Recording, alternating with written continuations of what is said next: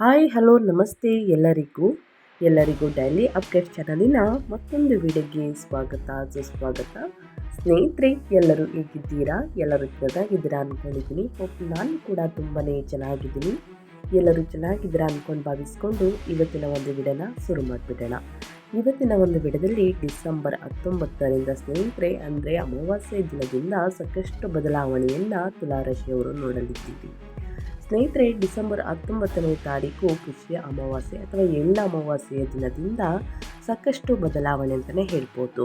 ಅದು ನಿಮ್ಮ ವ್ಯಾಪಾರದಲ್ಲಾಗಬಹುದು, ವ್ಯವಹಾರದಲ್ಲಾಗ್ಬೋದು, ನಿಮ್ಮ ಹಣಕಾಸಿನಲ್ಲಿ, ವೃತ್ತಿ ಜೀವನದಲ್ಲಿ, ನಿಮ್ಮ ಆರೋಗ್ಯದಲ್ಲಿ. ಗ್ರಹಗಳ ಸ್ಥಿತಿಗಳು, ಗ್ರಹಗಳ ಸಂಚಾರ ಮತ್ತು ಗ್ರಹಗಳ ಸ್ಥಾನ ಬದಲಾವಣೆಯಿಂದ ಸಾಕಷ್ಟು ಬದಲಾವಣೆಯನ್ನು ತುಲಾರಾಶಿಯವರು ನೋಡಲಿದ್ದೀರಿ. ಯಾವುದರ ಬಗ್ಗೆ ಎಚ್ಚರಿಕೆ ವಹಿಸಬೇಕು, ಏನೆಲ್ಲ ಅದೃಷ್ಟದ ಫಲಗಳನ್ನು ಗಳಿಸಲಿದ್ದೀರಿ ಅನ್ನೋದನ್ನ ಇದೇ ವಿಡಿಯೋದಲ್ಲಿ ತಿಳಿಸ್ಕೊಡ್ತೀನಿ. ಇದನ್ನೆಲ್ಲ ಕಂಪ್ಲೀಟಾಗಿ ತಿಳ್ಕೋಬೇಕು, ಸಣ್ಣ ಪುಟ್ಟ ಪರಿಹಾರಗಳನ್ನು ಫಾಲೋ ಮಾಡಬೇಕು ಅಂದರೆ ಎಲ್ಲೂ ಕೂಡ ವಿಡಿಯೋನ ಸ್ಕಿಪ್ ಮಾಡಬಾರ್ದು. ಅಂದರೆ ವಿಡಿಯೋನ ಕಟ್ ಮಾಡಿ ಒಡ್ಸ್ಕೊಂಡೋಗಿ ನೋಡಿದ್ರೆ ಫುಲ್ ಇನ್ಫಾರ್ಮೇಷನ್ ಅರ್ಥ ಆಗಲ್ಲ. ಸೊ ಹಾಗಾಗಿ ಎಲ್ಲ ವಿಡಿಯೋದಲ್ಲೂ ತಿಳಿಸ್ತಾ ಇರ್ತೀನಿ. ಮೊದಲಿಂದ ಕೊನೆ ತನಕ ವಿಡಿಯೋನ ವಾಚ್ ಮಾಡಿ. ವಿಡಿಯೋದಲ್ಲಿ ಒಳ್ಳೆ ಮಾಹಿತಿ ಸಿಕ್ಕಿದ್ದಲ್ಲಿ ತಪ್ಪದೆ ವಿಡಿಯೋಗೊಂದು ಲೈಕ್ ಕೊಟ್ಟು, ಇನ್ನೂ ನನ್ನ ಚಾನಲ್ನ ಸಬ್ಸ್ಕ್ರೈಬ್ ಮಾಡ್ಕೊಳ್ತಾನೆ ನೋಡ್ತಿದ್ರೆ ದಯವಿಟ್ಟು ಡೈಲಿ ಅಪ್ಡೇಟ್ಸ್ಗೆ ಸಬ್ಸ್ಕ್ರೈಬ್ ಆಗಿ ನಿಮ್ಮ ಅಭಿಪ್ರಾಯಗಳನ್ನು ಕಮೆಂಟ್ ಬಾಕ್ಸಲ್ಲಿ ತಿಳಿಸಿ. ಯಾರೆಲ್ಲ ಸಬ್ಸ್ಕ್ರೈಬ್ ಮಾಡ್ಕೊಂಡಿದ್ರೆ ಅವ್ರಿಗೆ ಥ್ಯಾಂಕ್ ಯು ಸೋ ಮಚ್ ಅಂತ ಹೇಳ್ತಾ ವಿಡಿಯೋದ ಕಡೆ ಗಮನ ಕೊಟ್ಬಿಡೋಣ. ಹೌದು ಸ್ನೇಹಿತರೆ, ಶನಿ ಮೀನದಲ್ಲಿ 6ನೇ ಮನೆಯಲ್ಲಿ ತಿಂಗಳವಿಡೀ ಇರಲಿದ್ದಾರೆ. ಗುರು ಕರ್ಕಾಟಕದಲ್ಲಿ 10ನೇ ಮನೆಯಿಂದ ಮಿಥುನಕ್ಕೆ 9ನೇ ಮನೆಗೆ ಡಿಸೆಂಬರ್ 5ರಿಂದ ಸಂಚಾರವನ್ನು ಮಾಡಲಿದ್ದಾರೆ. ಇನ್ನು ರಾಹು ಕುಂಭದಲ್ಲಿ 5ನೇ ಮನೆಯಲ್ಲಿ ತಿಂಗಳವಿಡೀ, ಇನ್ನು ಕೇತು ಸಿಂಹದಲ್ಲಿ 11ನೇ ಮನೆಯಲ್ಲಿ ತಿಂಗಳ ಪೂರ್ತಿ ಇರಲಿದ್ದಾರೆ. ಇದು ಗ್ರಹಗಳ ಸಂಚಾರ ಮತ್ತು ಗ್ರಹಗಳ ಸ್ಥಾನ ಬದಲಾವಣೆ ಅಂತಲೇ ಹೇಳಬಹುದು. ಇದರಿಂದ ಸಾಕಷ್ಟು ಬದಲಾವಣೆಯನ್ನು ತುಲಾರಾಶಿಯವರು ನೋಡಲಿದ್ದೀರಿ. ತುಲಾರಾಶಿಯವರಿಗೆ ಡಿಸೆಂಬರ್ 2025 ಅತ್ಯಂತ ಶುಭ ಫಲಿತಾಂಶಗಳನ್ನು ನೀಡಲಿದೆ. ಮುಖ್ಯವಾಗಿ ಡಿಸೆಂಬರ್ 5ರಿಂದ ಗುರು 9ನೇ ಮನೆಗೆ ಭಾಗ್ಯದ ಸ್ಥಾನಕ್ಕೆ ಬದಲಾಗುವುದು ನಿಮ್ಮ ಅದೃಷ್ಟದ ಬಾಗಿಲು ತೆರೆಯಲಿದೆ. ಸ್ನೇಹಿತರೆ, ತಿಂಗಳ ದ್ವಿತೀಯಾರ್ಧದಲ್ಲಿ ಕುಜ, ರವಿ, ಶುಕ್ರ 3ನೇ ಮನೆಗೆ ಅಂದರೆ ನಿಮ್ಮ ಪರಾಕ್ರಮ ಸ್ಥಾನಕ್ಕೆ ಸೇರುವುದರಿಂದ ನಿಮ್ಮ ಧೈರ್ಯ ಮತ್ತು ಆತ್ಮವಿಶ್ವಾಸ ಹೆಚ್ಚಾಗುತ್ತದೆ. ನಿಮ್ಮ ಎಲ್ಲ ಪ್ರಯತ್ನಗಳು ಯಶಸ್ವಿಯಾಗುತ್ತವೆ. 6ನೇ ಮನೆಯಲ್ಲಿರುವಂತಹ ಶನಿ ಶತ್ರುಗಳ ಮೇಲೆ ಜಯವನ್ನು ನೀಡಲಿದ್ದಾರೆ. ಸ್ನೇಹಿತರೆ, ಹಾಗಿದ್ರೆ ಯಾವ ವಿಚಾರದ ಬಗ್ಗೆ ಎಚ್ಚರಿಕೆ ವಹಿಸಬೇಕು, ಏನೆಲ್ಲ ಅದೃಷ್ಟದ ಫಲಗಳನ್ನು ನೋಡಲಿದ್ದೀರಿ ಅನ್ನೋದನ್ನ ನೋಡ್ತಾ ಹೋಗೋಣ. ಮೊದಲನೇದಾಗಿ ವ್ಯಾಪಾರ ಮತ್ತು ವ್ಯವಹಾರದ ಬಗ್ಗೆ ಹೇಳೋದರೆ ಈ ತಿಂಗಳ ದ್ವಿತೀಯಾರ್ಧದಲ್ಲಿ ಸ್ನೇಹಿತರೆ ಲಾಭದಾಯಕ ಅಂತಲೇ ಹೇಳ್ಬೋದು. 3ನೇ ಮನೆಯಲ್ಲಿ ಗ್ರಹಗಳ ಸಂಚಾರದಿಂದ ವ್ಯಾಪಾರ ವಿಸ್ತರಣೆಗೆ ಧೈರ್ಯವಾಗಿ ಮುನ್ನಡೆಯುತ್ತೀರಿ. ಹೊಸ ಒಪ್ಪಂದಗಳನ್ನು ಮಾಡಿಕೊಳ್ಳುವಿರಿ. ಮಾರ್ಕೆಟಿಂಗ್ ಮೂಲಕ ಉತ್ತಮ ಲಾಭವನ್ನು ಗಳಿಸಲಿದ್ದೀರಿ. ಪಾಲುದಾರಿಕೆ ವ್ಯಾಪಾರದಲ್ಲಿ ಇರುವವರಿಗೆ ಪಾಲುದಾರರಿಂದ ಉತ್ತಮ ಸಹಕಾರ ಸಿಗುತ್ತದೆ. ಪ್ರತಿಸ್ಪರ್ಧಿಗಳನ್ನು ಸಮರ್ಥವಾಗಿ ಎದುರಿಸಲಿದ್ದೀರಿ ಅಂತಲೇ ಹೇಳ್ಬೋದು. ಯಾರೆಲ್ಲ ಹೊಸದಾಗಿ ವ್ಯಾಪಾರ ವ್ಯವಹಾರವನ್ನು ಶುರು ಮಾಡಬೇಕು ಅಂದ್ಕೊಂಡಿದ್ರೆ ಡಿಸೆಂಬರ್ 20ರಿಂದ ಶುರು ಮಾಡಿ ಸ್ನೇಹಿತರೆ, ಒಳಿತಾಗಲಿದೆ. ಇನ್ನು ಅದೇ ರೀತಿ ಶಿಕ್ಷಣದ ಬಗ್ಗೆ ಹೇಳೋದಾದರೆ ತುಲಾರಾಶಿಯ ವಿದ್ಯಾರ್ಥಿಗಳು ಏನೆಲ್ಲ ಫಲಿತಾಂಶವನ್ನು ನೋಡಲಿದ್ದೀರಿ, ಯಾವುದರ ಬಗ್ಗೆ ಎಚ್ಚರಿಕೆ ವಹಿಸಬೇಕು ಅನ್ನೋದನ್ನ ನೋಡ್ತಾ ಹೋಗೋಣ ಬನ್ನಿ. ವಿದ್ಯಾರ್ಥಿಗಳಿಗೆ ಇದು ಶುಭ ಸಮಯವಾಗಿರುತ್ತದೆ. ದ್ವಿತೀಯಾರ್ಧದಲ್ಲಿ ಸಾಕಷ್ಟು ಬದಲಾವಣೆಯನ್ನು ತುಲಾರಾಶಿಯ ವಿದ್ಯಾರ್ಥಿಗಳು ನೋಡಲಿದ್ದೀರಿ. ಗುರು 9ನೇ ಮನೆಗೆ ಬರುವುದರಿಂದ ಉನ್ನತ ವ್ಯಾಸಂಗಕ್ಕಾಗಿ ವಿದೇಶಕ್ಕೆ ಹೋಗಬೇಕೆಂಬುವವರು ಕನಸು ನನಸಾಗಬಹುದು. ಓದಿನ ಕಡೆ ಏಕಾಗ್ರತೆ ಹೆಚ್ಚಾಗುತ್ತದೆ. ಸ್ಪರ್ಧಾತ್ಮಕ ಪರೀಕ್ಷೆಗಳಲ್ಲಿ ಜಯವನ್ನು ಸಾಧಿಸಲಿದ್ದೀರಿ. ಸ್ಕಾಲರ್ಶಿಪ್ಗಳು ಅಥವಾ ಪುರಸ್ಕಾರಗಳು ದೊರೆಯುವ ಸಾಧ್ಯತೆ ಇದೆ. ಸ್ನೇಹಿತರೆ, ಉನ್ನತ ವ್ಯಾಸಂಗಕ್ಕಾಗಿ ಸ್ನೇಹಿತರೆ ವಿದೇಶಕ್ಕೆ ಹೋಗಲು ಸಮಯ ತುಂಬಾ ಚೆನ್ನಾಗಿದೆ ಅಂತಲೇ ಹೇಳ್ಬೋದು. ಅದೇ ರೀತಿ ಸ್ನೇಹಿತರೆ ಅಧ್ಯಯನದ ಕಡೆ ಗಮನ ಕೊಟ್ಟು ಓದಿ ಸ್ನೇಹಿತರೆ ಉನ್ನತ ಫಲಿತಾಂಶವನ್ನು ಖಂಡಿತವಾಗಿಯೂ ಗಳಿಸಲಿದ್ದೀರಿ ಅಂತಲೇ ಹೇಳಬಹುದು.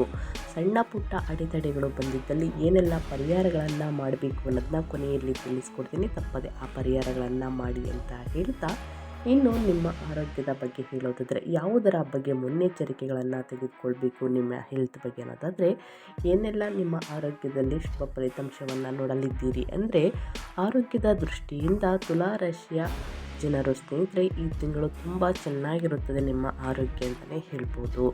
6ನೇ ಮನೆಯಲ್ಲಿ ಶನಿ ಮತ್ತು 3ನೇ ಮನೆಯಲ್ಲಿ ಕುಜ, ರವಿಯ ಸಂಚಾರದಿಂದ ರೋಗ ನಿರೋಧಕ ಶಕ್ತಿ ಹೆಚ್ಚಾಗುತ್ತದೆ. ಹಳೆಯ ಅನಾರೋಗ್ಯಗಳಿಂದ ಮುಕ್ತಿ ಸಿಗುತ್ತದೆ, ಅಂದರೆ ಉಪಶಮನ ಸಿಗಲಿದೆ ಸ್ನೇಹಿತರೆ. ನೀವು ತುಂಬ ಉತ್ಸಾಹದಿಂದ ಮತ್ತು ಲವಲವಿಕೆಯಿಂದ ಇರುತ್ತೀರಿ. ಮಾನಸಿಕ ನೆಮ್ಮದಿ ದೊರೆಯುತ್ತದೆ. ಮುಂದಿನ ದಿನಗಳಲ್ಲೂ ಕೂಡ ಉತ್ತಮ ಆರೋಗ್ಯವನ್ನು ಪಡೆದುಕೊಳ್ಬೇಕು ಅಂದರೆ ಪ್ರತಿದಿನ ಸ್ನೇಹಿತರೆ ಯೋಗ ಧ್ಯಾನವನ್ನು ಮಾಡಬೇಕು, ಮೆಡಿಟೇಷನನ್ನು ಮಾಡಬೇಕು, ಆಹಾರದ ಪದ್ಧತಿಯನ್ನು ಸರಿಪಡಿಸಿಕೊಳ್ಬೇಕು. ಈ ರೀತಿ ಅತಿಯಾದ ರಿಸ್ಕ್ ತೆಗೆದುಕೊಳ್ಳೋದಕ್ಕೆ ಹೋಗಬಾರ್ದು ಸ್ನೇಹಿತರೆ. ಅತಿಯಾದ ಒತ್ತಡದಿಂದ ನಿಮ್ಮ ಆರೋಗ್ಯದಲ್ಲಿ ಸಾಕಷ್ಟು ಬದಲಾವಣೆಯನ್ನು ನೋಡಬೇಕಾಗುತ್ತದೆ. ಸೊ ಹಾಗಾಗಿ ಪ್ರತಿದಿನ ಯೋಗ ಧ್ಯಾನವನ್ನು ಮಾಡಿ ಮೆಡಿಟೇಷನನ್ನು ಮಾಡುವುದರಿಂದ ಉತ್ತಮ ಆರೋಗ್ಯವನ್ನು ನೋಡಬಹುದಾಗಿದೆ.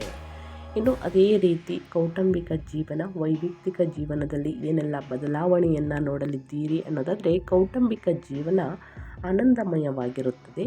ಡಿಸೆಂಬರ್ 19ರಿಂದ ಸಾಕಷ್ಟು ಬದಲಾವಣೆಯನ್ನು ತುಲಾ ರಾಶಿಯವರು ನೋಡಲಿದ್ದೀರಿ. ಗುರು 9ನೇ ಮನೆಯಲ್ಲಿ ಇರುವುದರಿಂದ ತಂದೆಯವರ ಆರೋಗ್ಯ ಸುಧಾರಿಸುತ್ತದೆ. ಕುಟುಂಬದೊಂದಿಗೆ ಧಾರ್ಮಿಕ ಕ್ಷೇತ್ರಗಳಿಗೆ ಭೇಟಿ ನೀಡುವ ಯೋಗವಿದೆ ಅಂತಲೇ ಹೇಳಬಹುದು.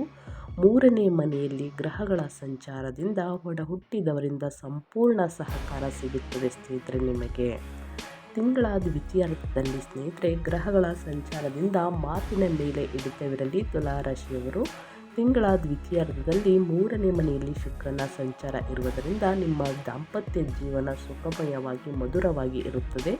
ಸ್ನೇಹಿತರೊಂದಿಗೆ ಸೇರಿ ವಿಹಾರ ಯಾತ್ರೆಗೆ ಹೋಗುವ ಅವಕಾಶವಿದೆ ಅಂತಲೇ ಹೇಳಬಹುದು.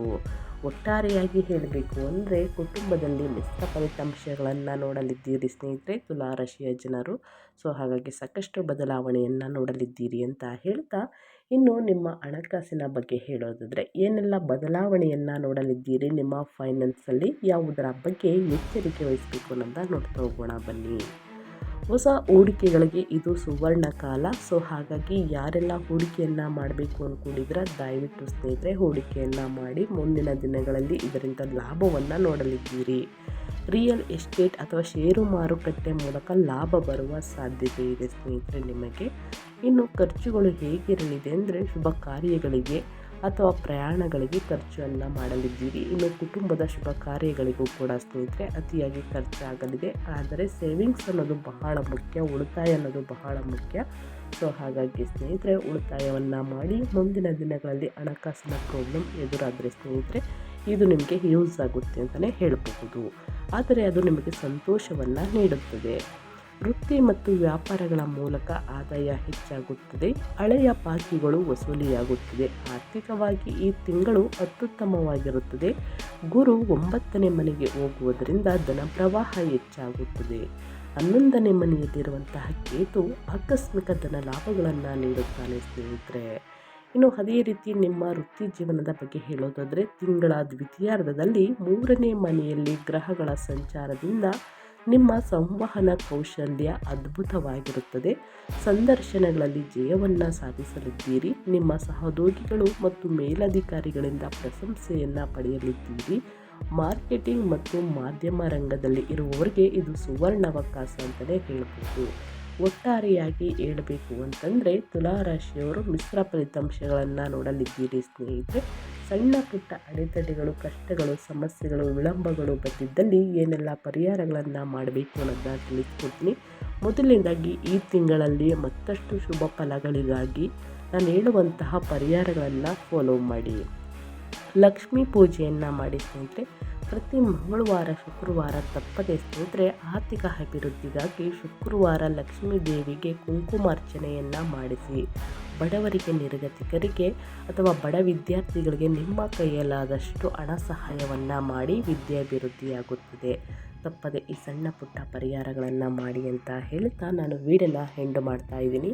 ಇವತ್ತಿನ ಒಂದು ವಿಡಿಯೋದಲ್ಲಿ ಒಳ್ಳೆಯ ಮಾಹಿತಿ ಸಿಕ್ಕಿದ್ದಲ್ಲಿ, ಈ ವಿಡಿಯೋ ಯೂಸ್ಫುಲ್ ಅನಿಸಿದ್ದಲ್ಲಿ ವಿಡಿಯೋಗೆ ಲೈಕ್ ಮಾಡೋದನ್ನ ಮರ್ತಿದ್ರೆ ದಯವಿಟ್ಟು ಲೈಕ್ ಮಾಡಿ. ಇನ್ನೂ ನನ್ನ ಚಾನಲ್ನ ಸಬ್ಸ್ಕ್ರೈಬ್ ಮಾಡ್ಕೊಂಡಿಲ್ಲ ಸಬ್ಸ್ಕ್ರೈಬ್ ಆಗಿ ನಿಮ್ಮ ಅಭಿಪ್ರಾಯಗಳನ್ನು ಕಮೆಂಟ್ ಬಾಕ್ಸಲ್ಲಿ ತಿಳಿಸಬಹುದು. ಯಾರೆಲ್ಲ ಸಬ್ಸ್ಕ್ರೈಬ್ ಮಾಡಿಕೊಂಡು ಪ್ರತಿನಿತ್ಯ ವಿಡಿಯೋ ವಾಚ್ ಮಾಡ್ತಿದ್ದೀರಾ ಅಂಥವರಿಗೆ ಥ್ಯಾಂಕ್ ಯು ಸೋ ಮಚ್ ಅಂತ ಹೇಳ್ತಾ, ನಿಮಗೂ ಮತ್ತು ನಿಮ್ಮ ಕುಟುಂಬಕ್ಕೆ ತುಂಬಾ ಒಳ್ಳೆಯದಾಗಲಿ, ಶನಿದೇವರ ಆಶೀರ್ವಾದ ಸಿಗಲಿ. ಮತ್ತೊಂದು ವಿಡಿಯೋ ಜೊತೆ ಮತ್ತೊಂದು ಹೊಸ ಅಪ್ಡೇಟಲ್ಲಿ ಹೊಸ ಭವಿಷ್ಯದ ಜೊತೆಗೆ ಸಿಗ್ತೀನಿ. Thank you for watching.